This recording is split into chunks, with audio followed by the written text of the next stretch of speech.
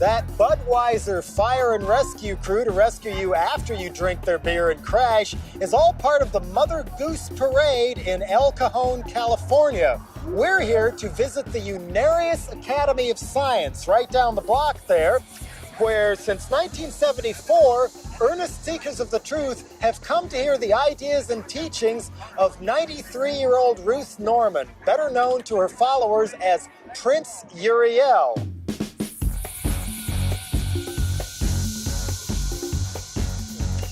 Yes, that's right, loyal boob tube addicts. Spaceships from all over the galaxy are coming back to Earth in 2001, each one bearing 1,000 inhabitants from 32 other planets to bring happiness and wisdom and make life happy forever after on planet Earth.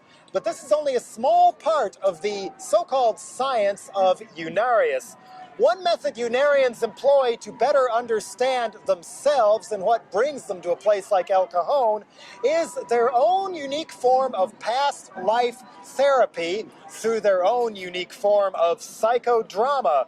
What may look to you or me like one of the greatest Halloween costume parties this side of the San Francisco Gay Parade is actually a scientific method of diagnosing problems and illnesses by uncovering some heinous or horrible crimes you may have committed in a past life. Were you a cannibal? Were you a Republican? Were you Genghis Khan? But don't take my word for it.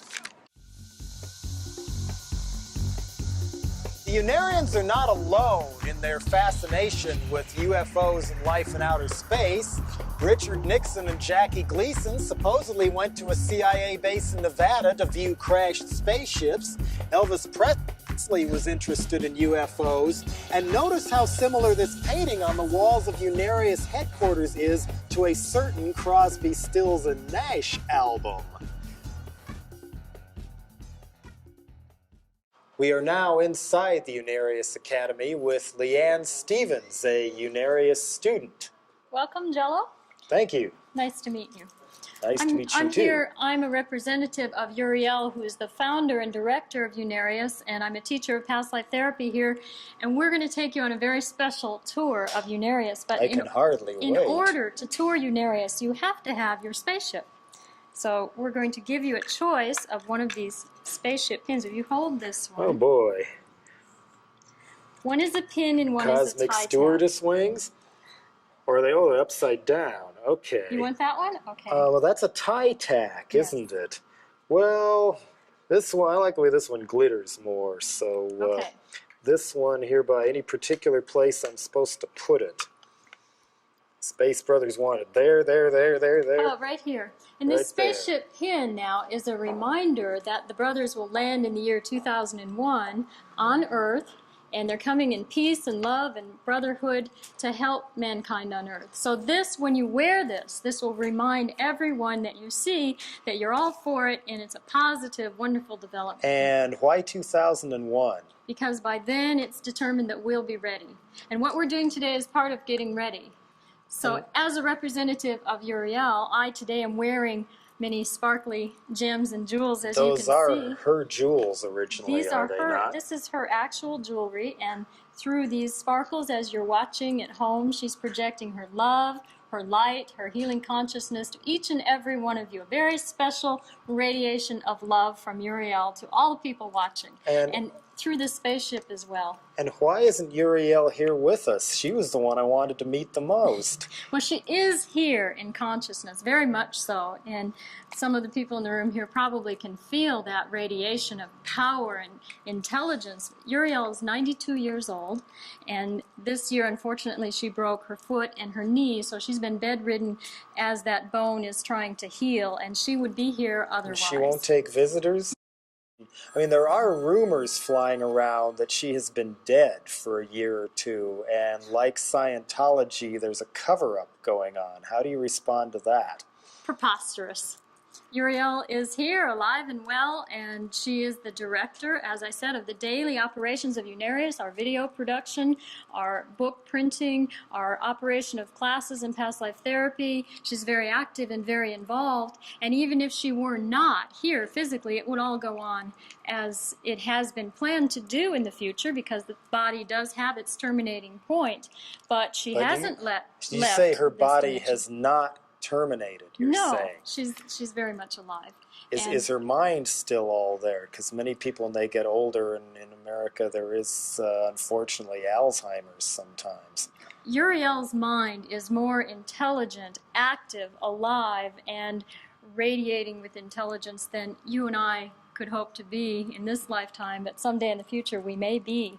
But she is very much involved and active and alert, and she's sending her love to all of you right here and now. She doesn't need to work through one physical body. She works through many channels, as do all individuals who have a higher development of consciousness. They are able to project their intelligence in a very directed way. That's what we're here studying, learning how to do. That's what Unarius is about, learning how to use the mind intelligently, creatively. You as a musician, we have musicians here, we learn to use that intelligence. Yes, I am hoping to take home a music album of what you may have created here. We'll see what see what it does to my mind. Is there any connection between Unarius and Crosby, Stills, and Nash? Because I noticed one of their album covers seems to be either taken from the mural on the outside of that wall, or vice versa.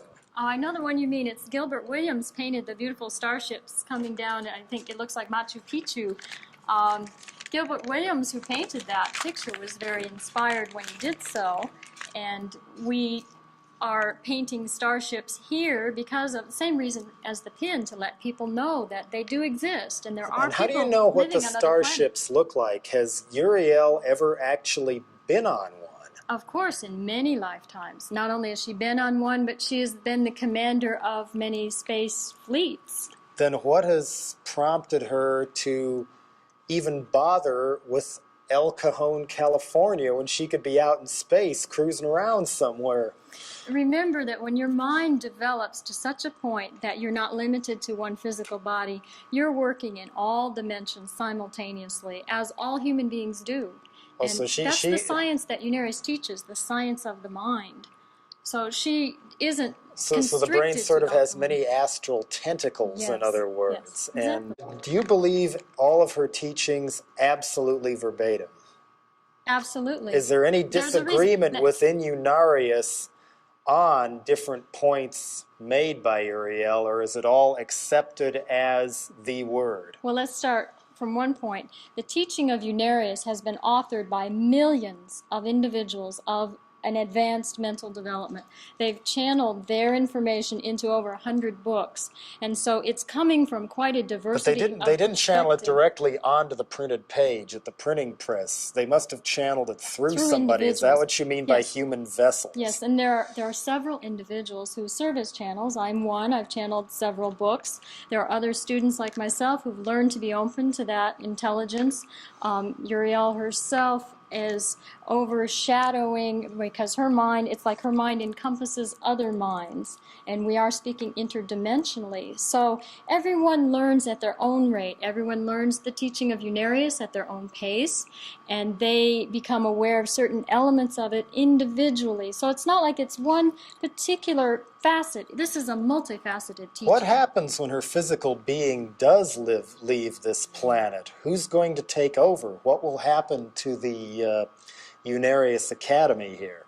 We will carry on with everything that's been set in motion so far. There are a number of us who are developing our ability to speak to people like you, to continue printing and writing books, to continue producing our television programs. Our purpose is to let people know. Is any one person intending to succeed her?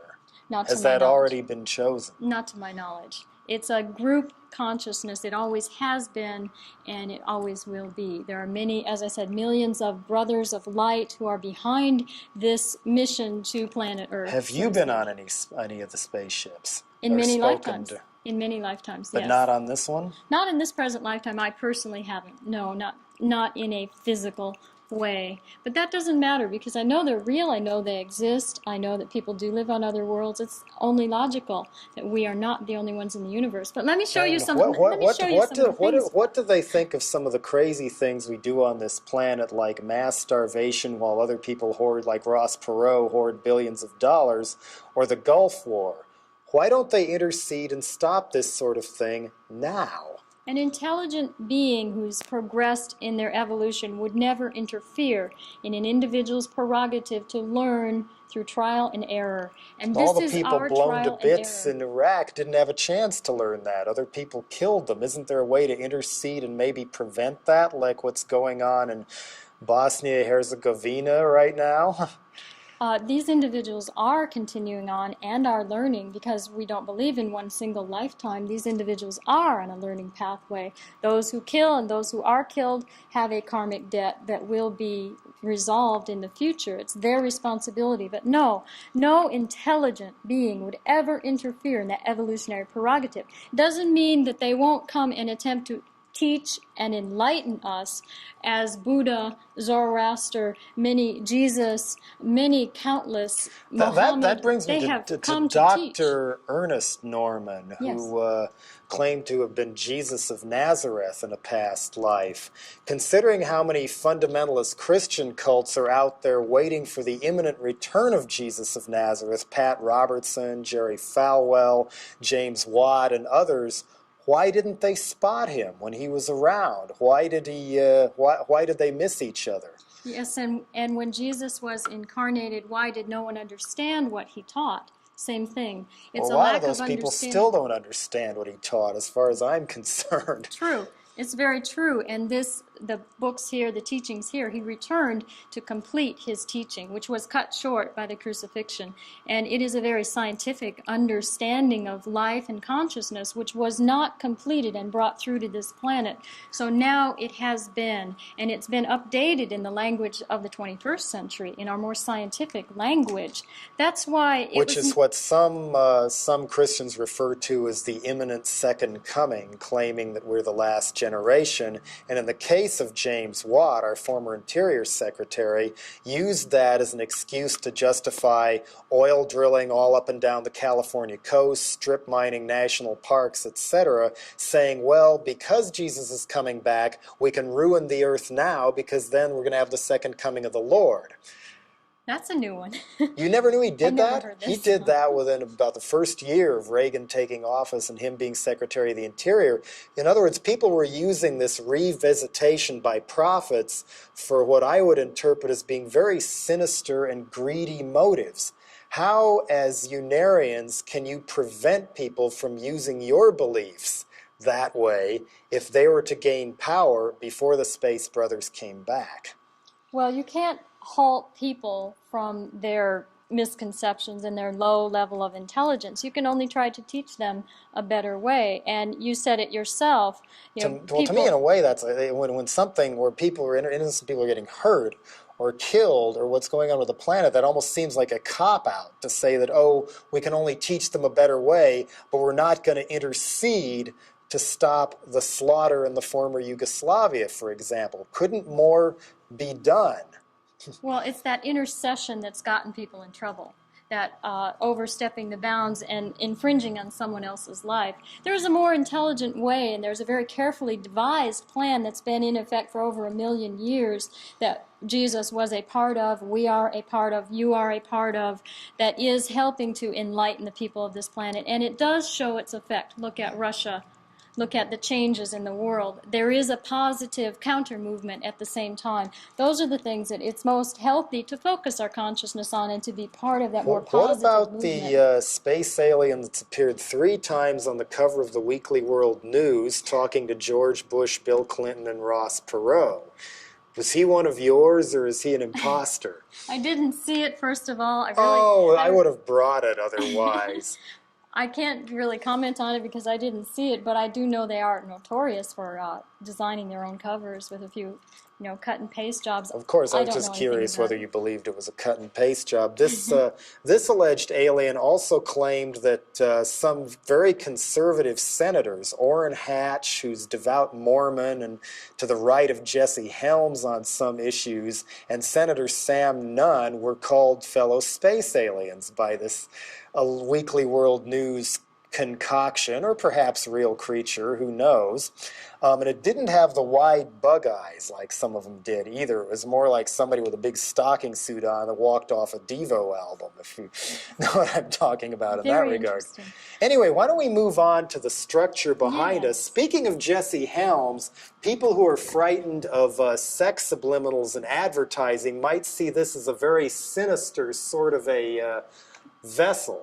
Actually, this is a design of Nikola Tesla. This is a power tower that will be used in the future to actually extract energy from the universe, electromagnetic energy, convert it into usable energy in this dimension, and supply free energy for all people on this planet, which will resolve many of the problems that you brought up earlier. Now, as you know... How big will the power tower be? What scale model is this? This will be over, and someone will have to correct me if I'm wrong, over 500 feet tall? 2,000 feet tall. 2,000 feet tall. 500 feet into the ground. 500 feet wide at the base. Thank you very much. And this will be a magnificent structure that the Space Brothers, after they land, will help us to build. And at that time, we will be able to break through and cut through all of the opposition to this idea that exists at the present time. Do you intend to use brutal means to break through the opposition? Of course not. It will be purely a matter of people's intelligence being awakened and the full mind being used. That would come in handy. Very much so. Shall we go on? Let's talk about Tesla a little longer, because he's completely erased from science books that I was exposed to in school. I had never heard of him until a rock band named after him came out with an album. So who exactly was Nikola Tesla, and what do you see his significance as? Nikola Tesla is one of those very advanced minds we were talking about. He incarnated at this time to bring us into the electronic age, and he is the one... When was he alive, though? That would have been right around 1920s, early part of this century. What part of Europe was he from? Yugoslavia. And he came to America. He worked with Edison for a while. They had a falling out. Edison didn't like his ideas, and Tesla developed... Or stole them, like he did the black scientist who invented the light bulb while under contract to him in his lab, but that's another story. That's the story of planet Earth. But Tesla brought through alternating current, which has made this television possible.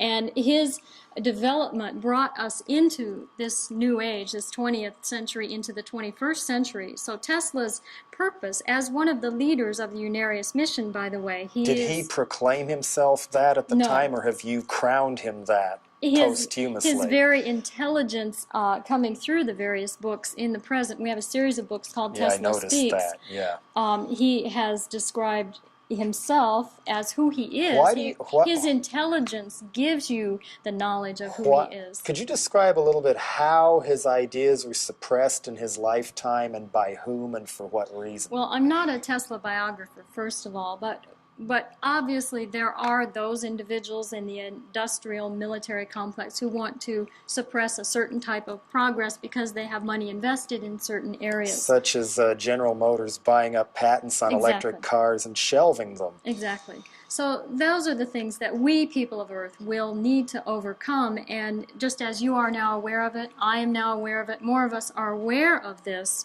opposition to progress, and we will, and it's our responsibility to take steps to stop that and demand a better way of life on this planet. In addition to Tesla, are you aware of the work of Wilhelm Reich? I have heard of his work. Around the same time, and his device, the Orgon Accumulator. Yes.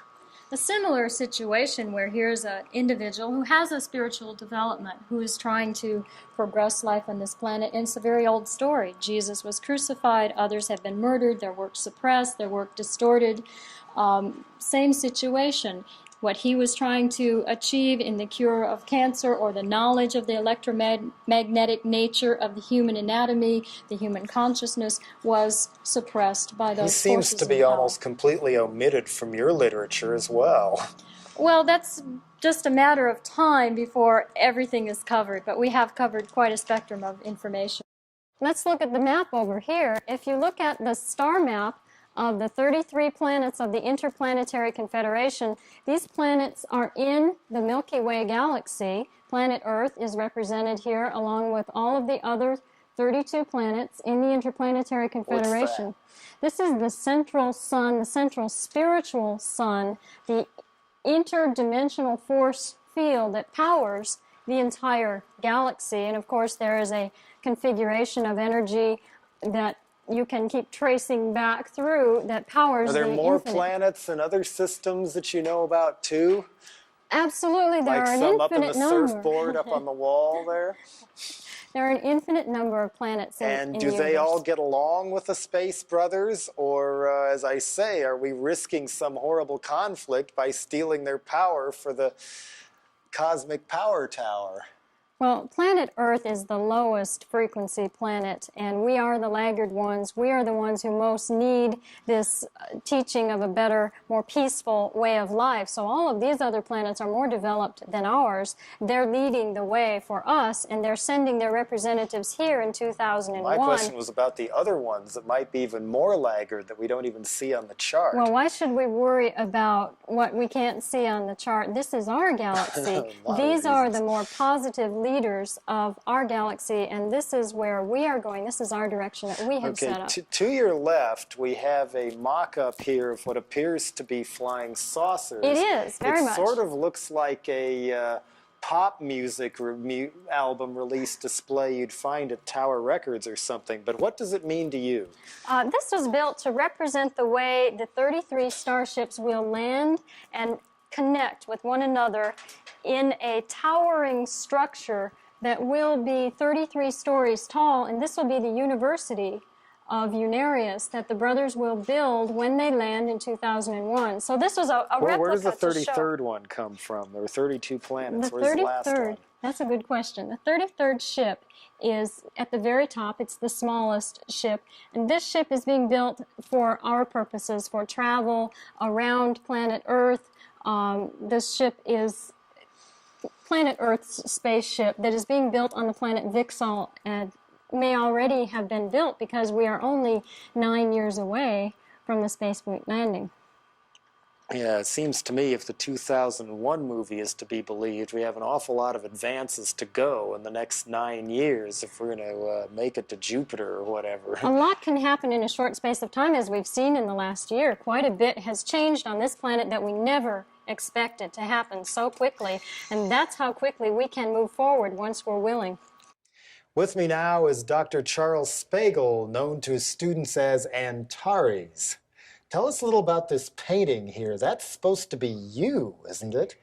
That was me. Was you. This is a depiction of an individual who's known as Tyrantus. He had many names throughout his evolutionary development and descent. Wasn't that long ago you were Tyrantus in the flesh, weren't you? Or we have leader of the entire 100 planets of the Orion constellation, known to some as Satan. Orion War Conference table here. Almost seems to be going out of your way to look like a Hollywood version of what the devil might actually look like. Were you once Satan? I was known as Satan, Lucifer, Beelzebub, and Napoleon, even Julius Caesar. These were all people who lorded over the masses and used their so-called powers to advance themselves in society and eventually attempt to rule the then-present world. And so you're saying there's not just one Satan like the Bible seems to imply, but there are many. No, there is one Satan. That was one individual who generated so many different personalities, but the Bible is a misrepresentation of the reality that Satan is a depiction of the lower self, the dark self, that angry self that exists within all people. We were... So you don't feel that Satan liked himself very much then? Well, he liked Did he himself enjoy his up work? Until the time that this painting shows how he was reawakened to a By spirit. Uriel, I assume By that is. Uriel, the cosmic visionary, the healing archangel, and it has been her purpose throughout hundreds of thousands of years to come back to rescue not only Charantis, as he was known at this time, but all of those individuals who he took down the left-hand path. In other words, he blotted out the purpose of progressive evolution. But how do we know that Tyrantus or even yourself are not simply pretending to have changed in order to fool people in this life and continue your devilish ways? By example, as has been stated by Jesus of Nazareth, the proof of your present consciousness is in the works and what you do. I should make a point and make this statement. That book that you are looking at, Pictorial Tour of Unarius, contains photographs of what we call past life therapy. These were psychodramas that we actually filmed of our past. Right. You see, I am not living the life of Charantis and so on of these paths. I'm working them out by identifying myself as well as all the students who are involved. Some of the students, and I think even Uriel, when going through their past lives, there seems to be a remarkable number of famous people and celebrities that pop up rather than ordinary folks, and in some cases, characters out of literature or paintings rather than flesh and blood human beings. How do you explain that? Many of these people were not the individuals who were portraying them. However, the negatively biased people are not famous. We have to use the word infamous. These people have heavy karma. Their lives are overshadowed by dark clouds and terrible guilts and so on.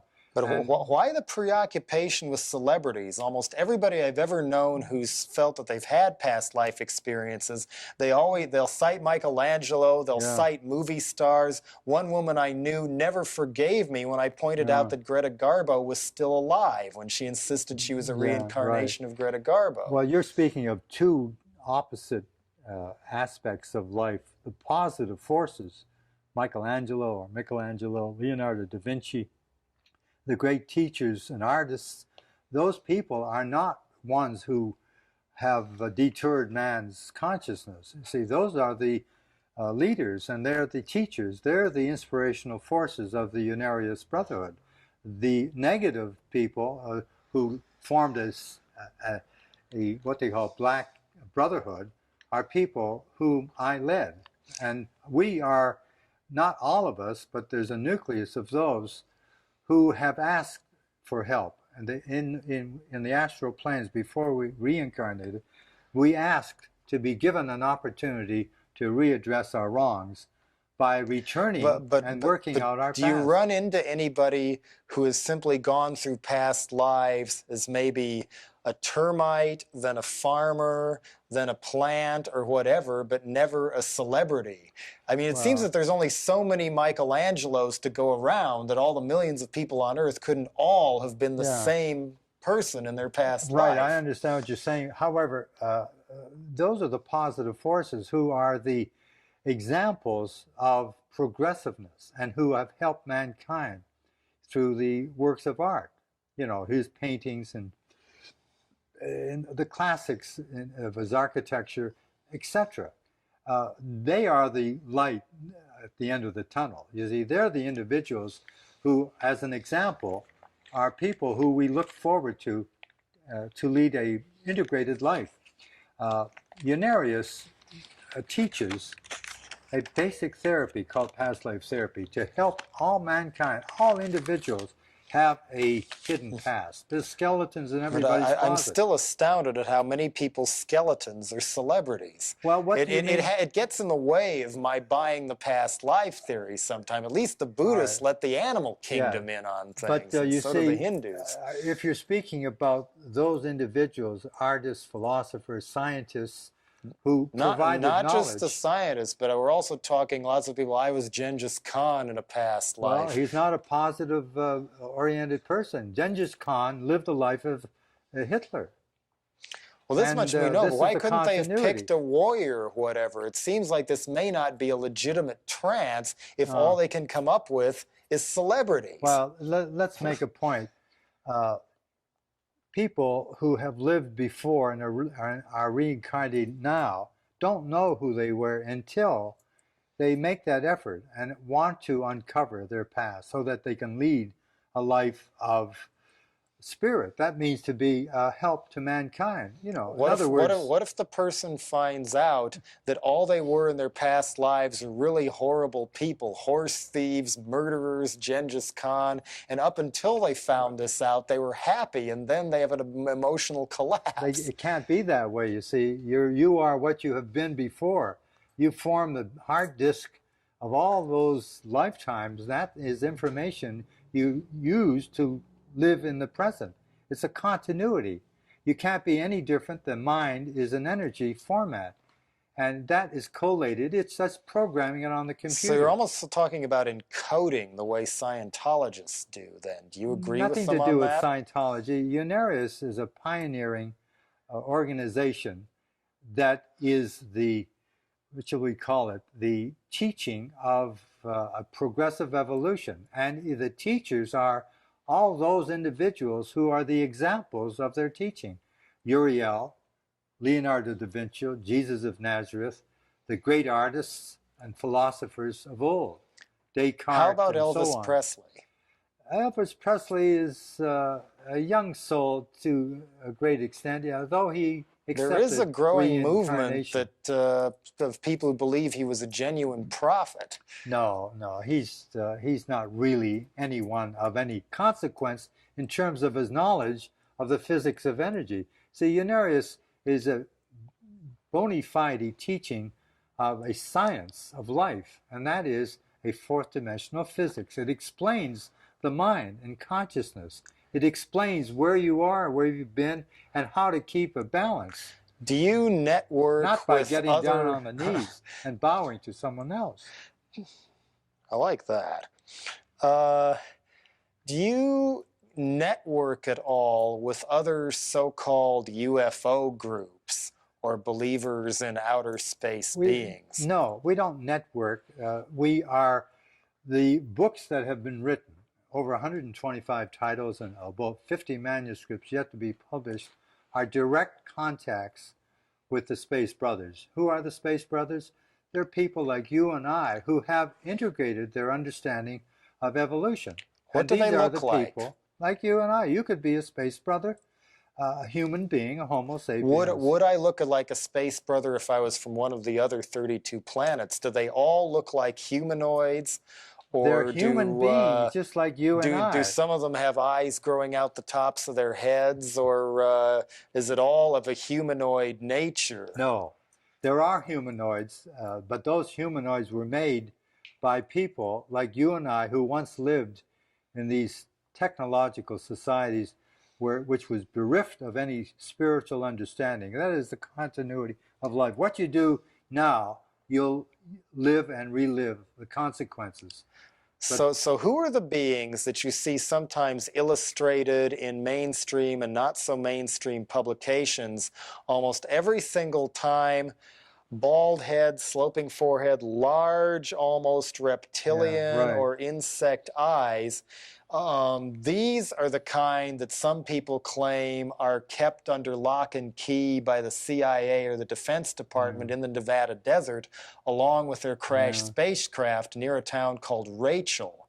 So do you have no connection with that or believe any connection with that? You see, Nixon and Jackie Gleason did.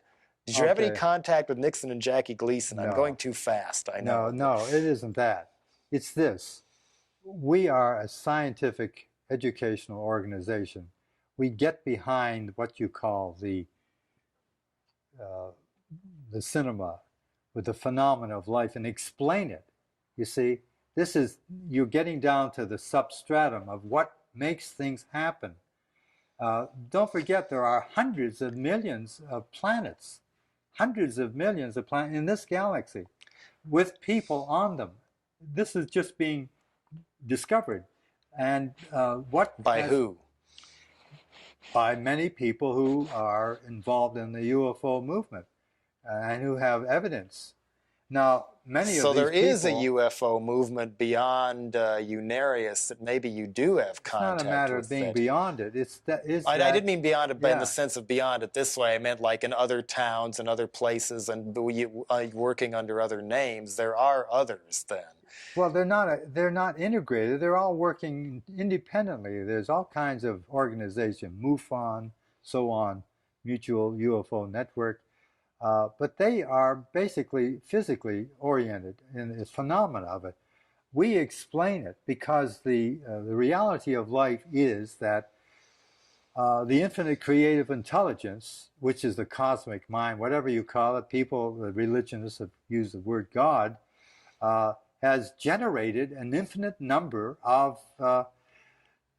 people, if you might call it that, who become, who are endowed with that quality, and that quality is intelligence.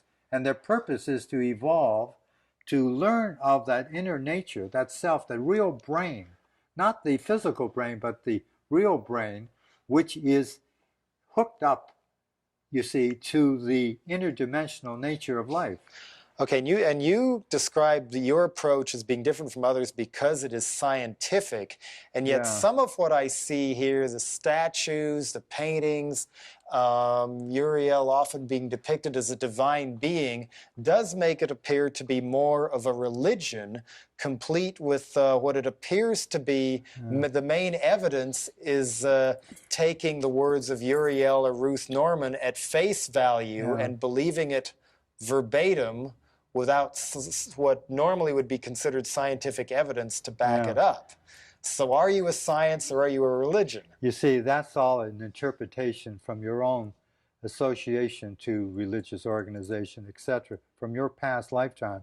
You can only see and become conscious of and perceive an understanding of what we call life based on what you have in your hard disk. In other words, what you have experienced. Now, if you've been overly accepted religiously doctrinaire concepts of life, and you have a negative attitude towards it, you'll react to it. So whatever people react to is based on their previous life experiences, you see. Now, it's not easy for people to give up what they consider to be the truth that they carry in their back pocket. To be a upright person and to really be a forward, futuristic individual, you have to know about the future. So when did it dawn on you that this was part of your future and your past? Did it dawn on you when you were a kid or when you were 20? Or? Yeah, right. It happened over many number of years, but ever since I was a kid, I was sort of a bookworm. I was always trying to find out something. But it really happened when I heard someone talking about a book called The Voice of Venus. It attracted me to that individual. I asked him for the name of the book and the author and where I could buy it. And when I read that book, that Voice of Venus, the first publication of the Unarius Foundation, that's what got me, because it answered the questions, and that is, what is life? What's it all about? Why do I feel unhappy, distressed? Why am I agitated? And I don't seem, have any objectives in life. So in a sense, you were sort of born again then. Everybody is. We're all born again. You can't die, don't you see? And that's what Unarius answers. It answers the very question that everyone is attempting to resolve, and that is, what is life? How am I involved in life? Why can't I get along? I do admire the sense of fashion of Unarius. It certainly is a lot more creative than most places I've seen. What inspired this fashion to begin with? Especially Uriel's purple beehive wigs. Well, there's two different things we do. The costumes that we put on are for psychodrama purposes. The things that Uriel has worn is her way of recreating a more beautiful state, and her costumes are obviously much more beautiful than some of these concoctions.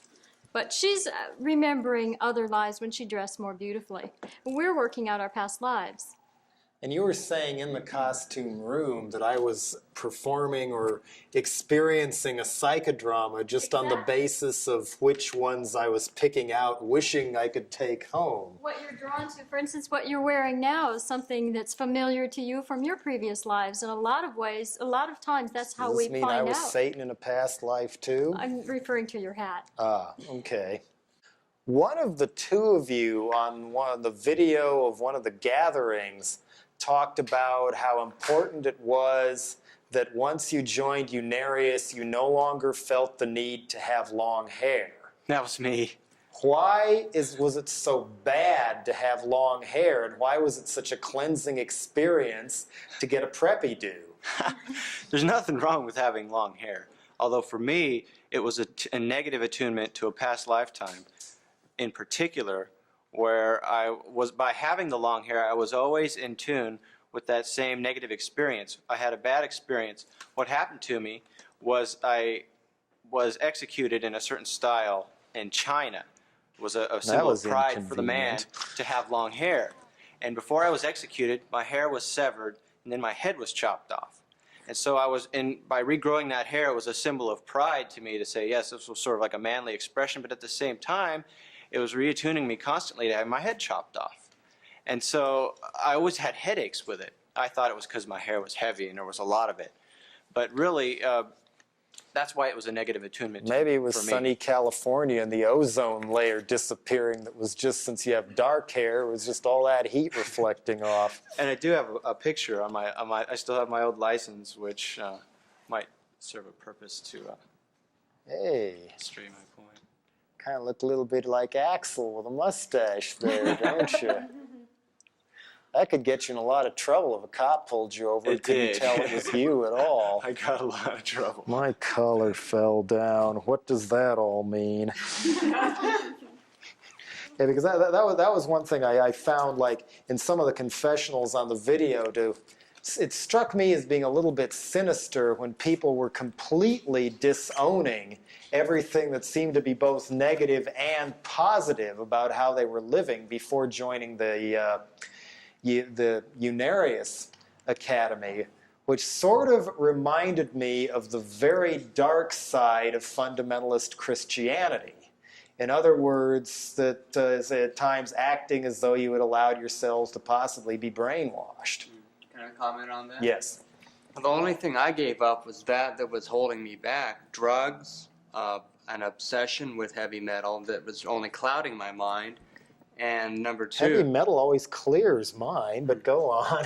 Well, I was into Black Sabbath, some of the really, really heavy groups, and I used to go to sleep with it. So I was just part of my consciousness all the time. But what you said earlier about celebrities, I don't think anybody in this group here has really lived a famous life.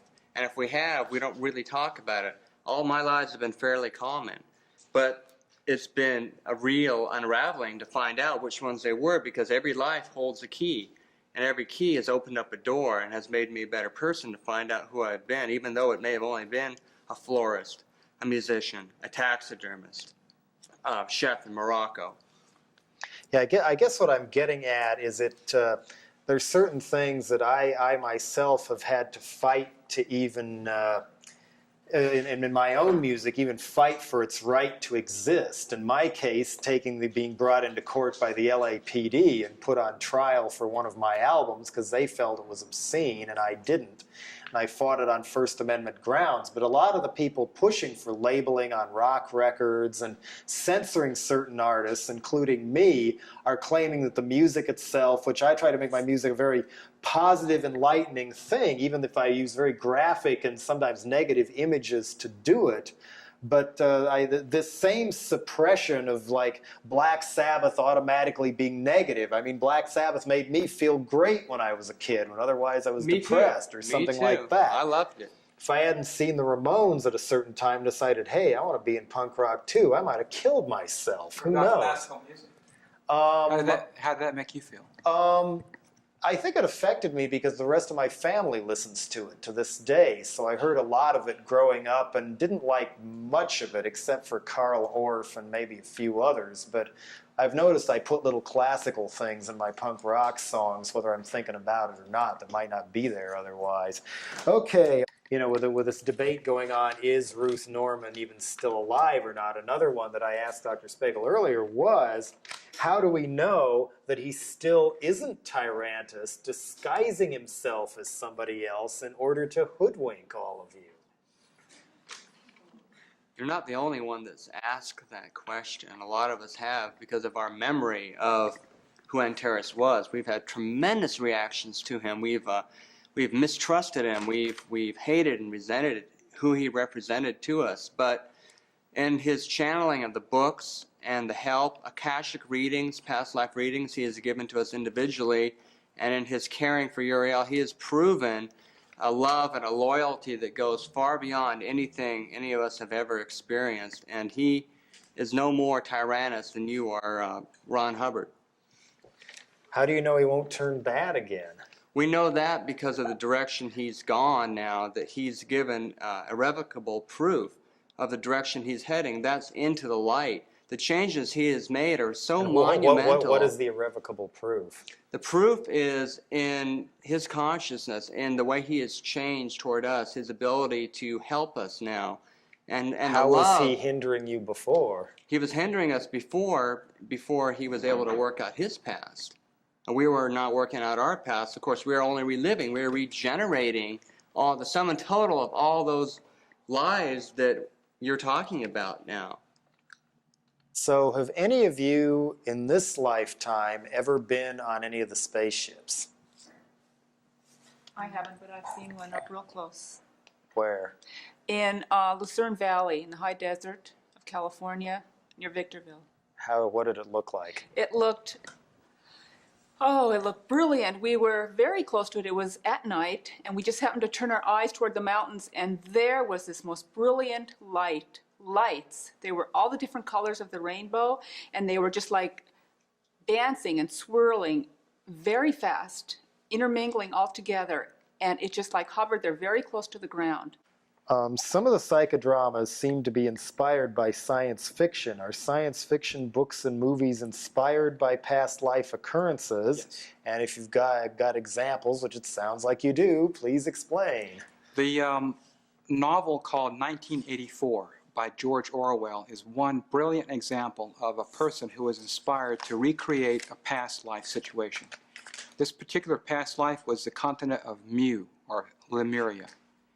And George Orwell wrote very well about the past suppression of the individual human spirit and the overriding strict control over human development. Now, George Orwell wrote that about communism, but he was being inspired by a previous lifetime. H.G. Wells, who wrote many science fiction novels, also was inspired by previous civilizations. Another Orwell historian I know well, who's even had his name legally changed to Winston Smith, insists that Orwell actually based that book on the British government at the time, and the original title was 1948, and the publisher went and changed it on him. But the basic intent of George Orwell, the spark of inspiration in his mind, was definitely a continuity of previous lifetimes and past lives. H.G. Wells himself lived in the Orion civilization 800,000 years ago. Science fiction in itself is not anything that is made up in one's mind. It's actually images of those very things that have happened in the past. There really is no such thing as, at least in this particular dimension, as that kind of just, it just popped into my mind. Well, it's been actually images from previous experiences that people have gone through or have in some way experienced. For example, you made reference to the book by H.G. Wells, War of the Worlds. That's why when, for example, he gave that radio broadcast, it affected so many people, was because it brought back that psychic memory in each one of them of exactly what took place back at the end of the Orion civilization when this civilization was at war with each other. And it brought back such a tremendous fear that it became a real mass hysteria at that time of the broadcast. I want to finish with flying saucers real quick here. I noticed a lot of the people, when they report seeing them, again, flash of light, gleaming flash of light, and then all of a sudden, poof, it's gone. They're very elusive, sneaky almost.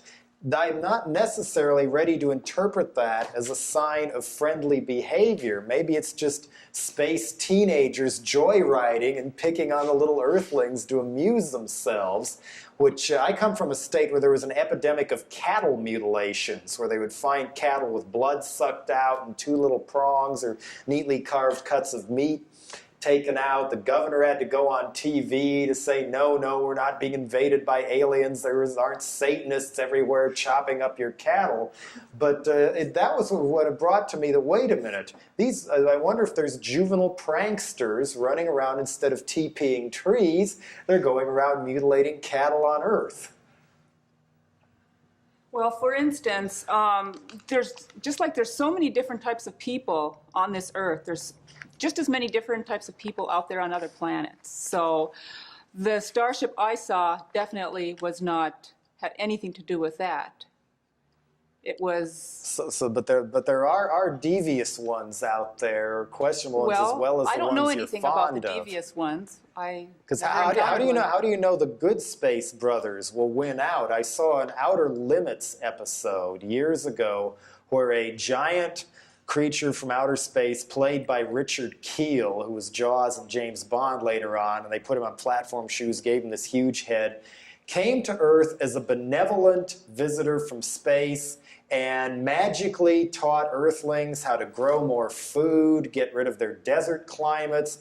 Everybody was happy, prosperous, and they were getting all these free trips on spaceships to the aliens' planet. Everybody was so happy until somebody popped the question, wait a minute, no one has ever come back to say what it was like. They're growing us Earthlings for their food supply. What proof do you have that the Space Brothers don't intend to mine our bone marrow or simply take over the planet and use us for Space Brother burgers or something?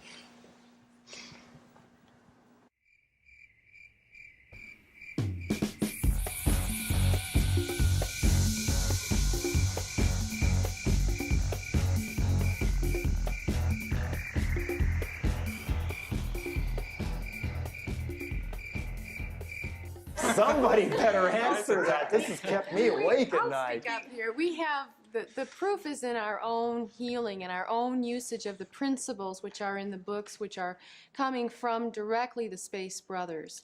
And what if they're healing you so you'll make a better meal later on, just like they feed this special grain to cattle so it'll say they could get a higher price from Safeway? Well, that in itself is a memory from Orion. There was a planet of people that were taken for food. So that is a memory that is being replayed within the psychic anatomy of an individual. But these brothers, once you start the study and once you start to make that attunement with them, you feel their love and light. I mean, you feel that intelligence. And but many loving, intelligent people got overrun by not so loving, intelligent people. Witness Europeans' attacks on Native American peoples and things like that. How do we know that if the Space Brothers are ushered in here, somebody else might not follow them and destroy the whole thing for the brothers and for us?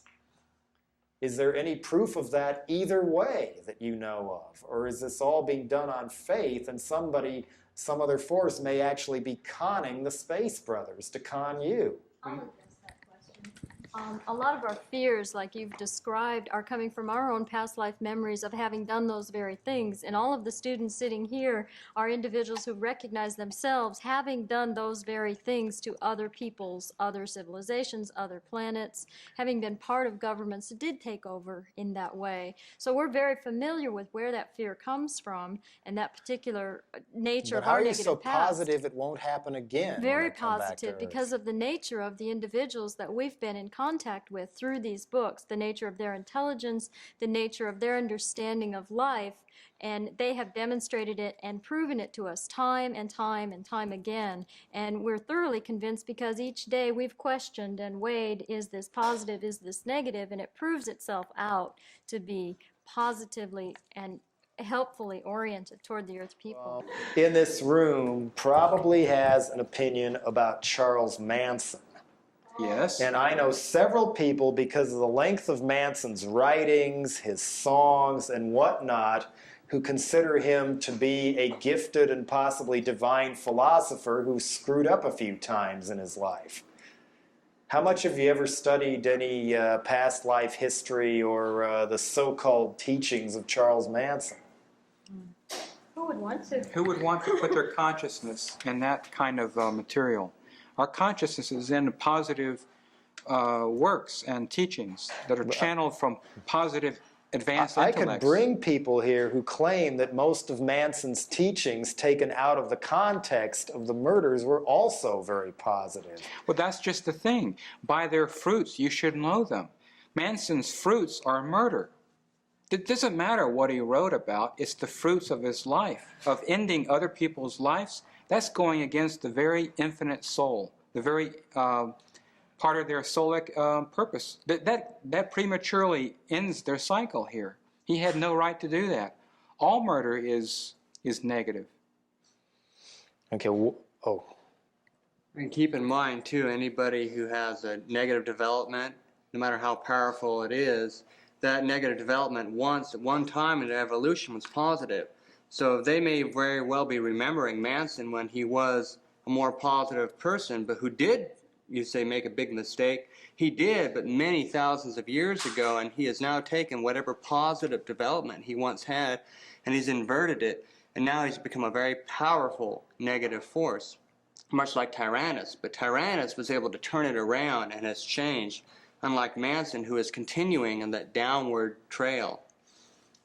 His teachings are nothing compared to Jesus Christ. In fact, I've even heard him say he was Jesus, incarnated or something like that. Or his teachings are the continuity. That is total lower astral insanity. that's an interesting concept, lower astral insanity. Or obsessionals. What would you do if on her deathbed, Uriel told you she made the whole thing up and that none of this was actually true? It just won't happen. There's no way. We've proven it to ourselves too much that what she has taught all along has been valid because we validated it for ourselves. We've seen the changes within ourselves. We all have experienced tremendous healings and feelings of freedom and relaxedness and growth within our own lives, that there's no way that if some comment like that were made that it would be received in any way of acceptance, because we know that it's true. There's just no questioning it. And also, Uriel is an example of the principles of what she teaches. All of these principles are in the books, and any of the fruits, any of the benefits, anyone can gain at home, at study, through studying these principles. You talk about studying principles and how there's just no question of it, and yet you deny a religion.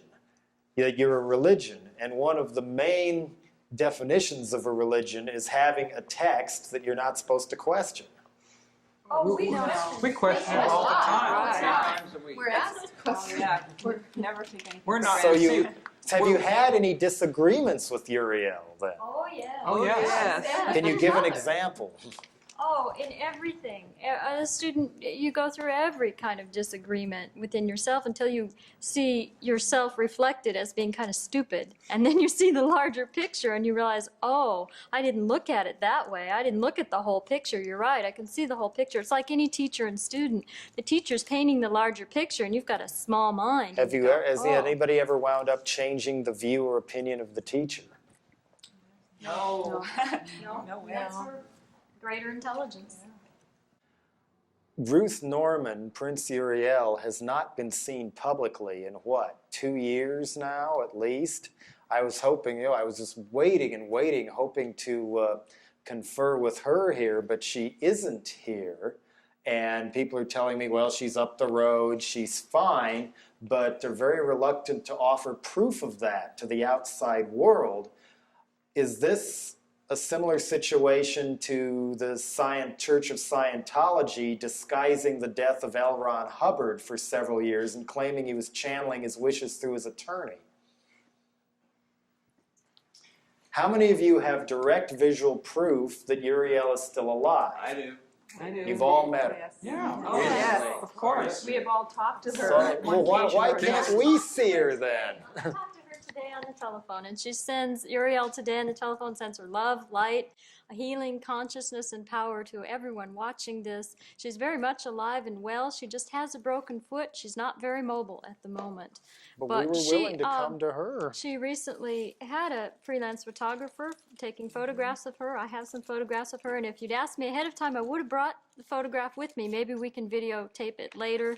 You can see a recent photograph of her. We could call her on the phone. Sure. You want to call her now? Good evening, Jello. Uriel here. Hi. How do you do? Pretty good. How are you? Well, about as good as I have been for the last year. I'm really kind of glued to this bed, but it doesn't stop me from carrying on with my business, which is the center down there and all the students. Are you able to mentally I'm not able to travel? get out of bed, but I'm able to compute and mentally attune, and I'm doing a lot of editing. I've edited 6 books in the last 6 weeks. Wow. And so we're going forward with the work. Are you able to leave your physical body to travel around? Sure. Oh, sure. So But, you're not really my work bedridden is per for se. Here. My work is for these people here. My work now is not for the people in the astral or the spiritual worlds. We have plenty of other people to work in those higher dimensions. So you're concentrating on the academy in El Cajon then? Sure. That's why I came here. I prepared for many, many years for the help for these Earth people, because the biggest part of them don't know that life is continuous. They still believe in death, that when man so-called dies, that he's really dead. I mean, there's so many important things that man needs to learn to live a happy, progressive life. Well, I'm sure glad you were able to at least talk to us on the phone here. I was looking forward to actually meeting you, but I understand your situation.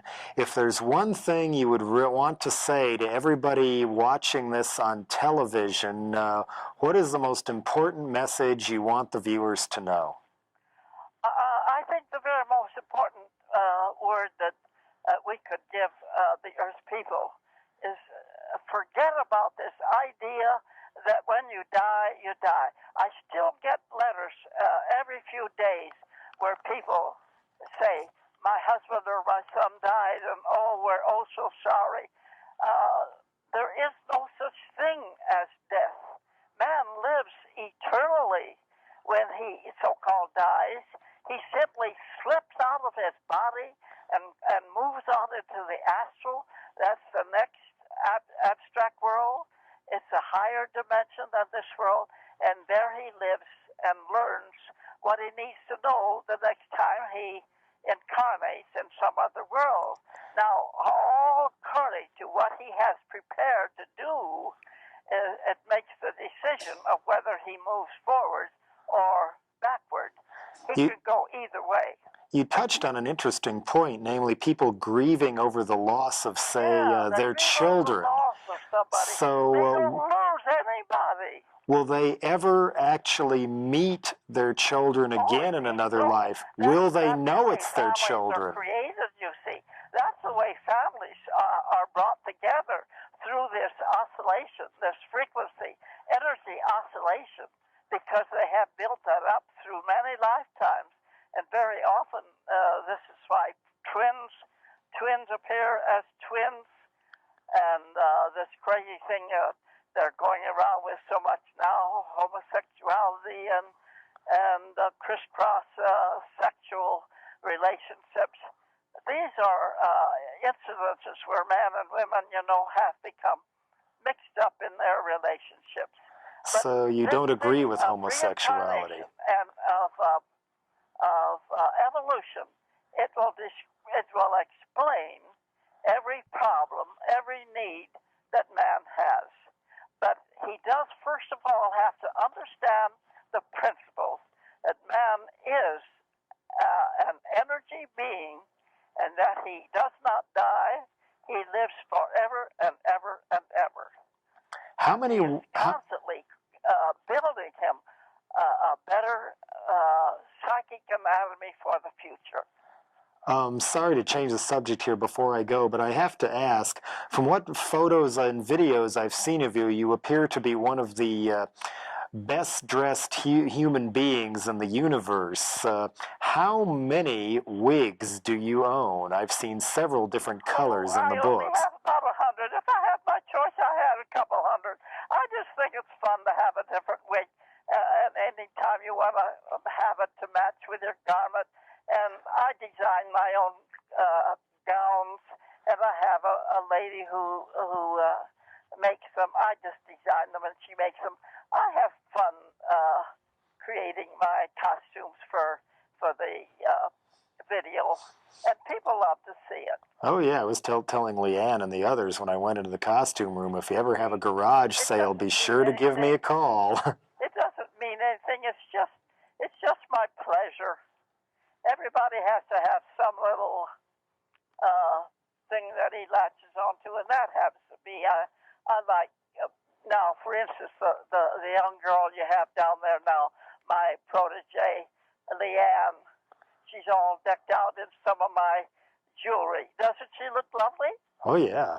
And she's my polarity. I'm sure in one lifetime, quite like 4 or 5 lifetimes in the past, I'm sure she's been my daughter.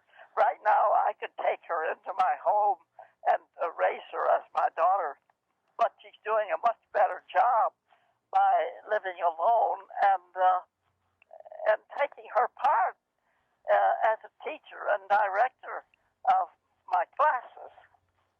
So I'm 93, going on 94. And somewhere I heard that you intended to stay around as Ruth Norman, as Uriel, for at least 20 years after the Space Brothers land, which would make you close to 120. I haven't planned anything exactly like that. Oh, I'm sorry. You'll hear a lot of tales, no doubt. But whatever, I know I will be directing and motivating that fleet. You see, the fleet, the 33 starships, will all be connected, and I will be operating them. I will bring them to Earth. I will go on out to planet Aries before they land and bring them here on this world. See, I have purchased property, about 100 acres up in the hills. It's virgin property. And that's the one that's photographed in your book.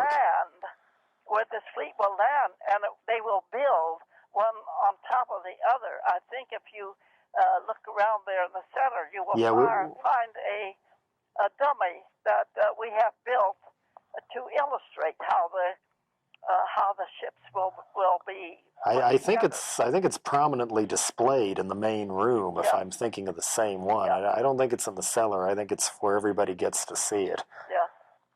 Well, thank you very much for taking the time to talk. It's been a pleasure, and I look forward to the landing. Well, we all do.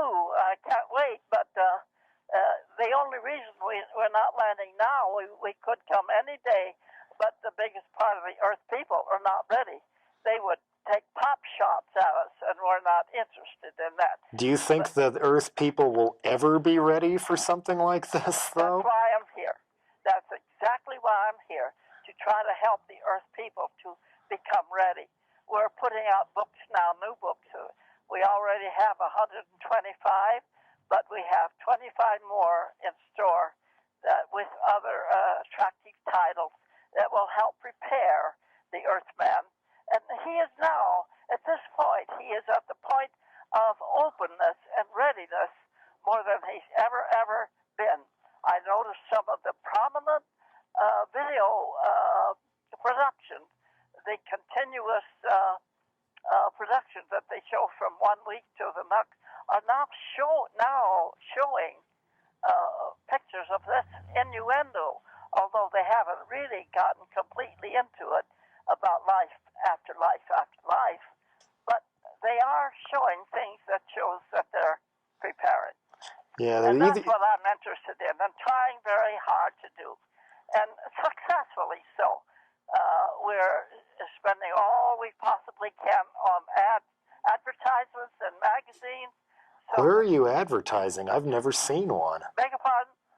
Where are you advertising? I've never seen an advertisement. Many catalogs, many catalogs. Oh, I see. They're your own. You don't run ads in other publications, then. Oh, sure. We'll advertise any place that somebody suggests. Well, I would suggest Time and Newsweek for starters. We have had articles in Time and Newsweek. I think we still have one on Newsweek. Do we not, Terry? Not right this minute, but we have had. Well, we put it wherever that someone may suggest or we feel inclined. It isn't that we limit it to one a week. We're advertising in 8 or 10 different magazines, and some of them are rather new. But thank you for calling. Oh, yes. It's good to speak with you. Okay. And take care, get well, and hope... Oh, it's just a couple of broken bones in my right foot. I'm really not sick, but I have to lie here to rest my foot so that my bones will grow together. Right. But I want to project the energy, the light, and the power. I want to have a light projection for you. So if you'll just remain quiet just a moment, we'll have a projection of power, light, that many of the brothers are going to join in here now. At least 33 light-filled, space-filled brothers. So here goes the projection. Through the phone to me? What? Are you saying this is through to the phone to me? Yes, I'm just saying this to you, to whoever may be listening. This power is being projected to you, and everyone who listens should hear this light, should sense and feel this great power of love, light, infinite energy that has passed through the consciousness of we the brothers. Thank you for calling, and may you walk in peace and love. Good night. Peace and love to you too. Thank you. Good night. And there you have it, the Unarius Academy of Science, and it's open to the public in El Cajon, California. Ruth Norman is not inside one of her all-time favorite costumes now, but that conversation on the phone convinces me she is very much still with us and seems to have a lot more sense of fun than many other movement leaders we can both think of, and a lot more entertaining even than Robert Tilton. And no matter what you may think of Unarians or Robert Tilton, sleep on this tonight. What if the Unarians are right?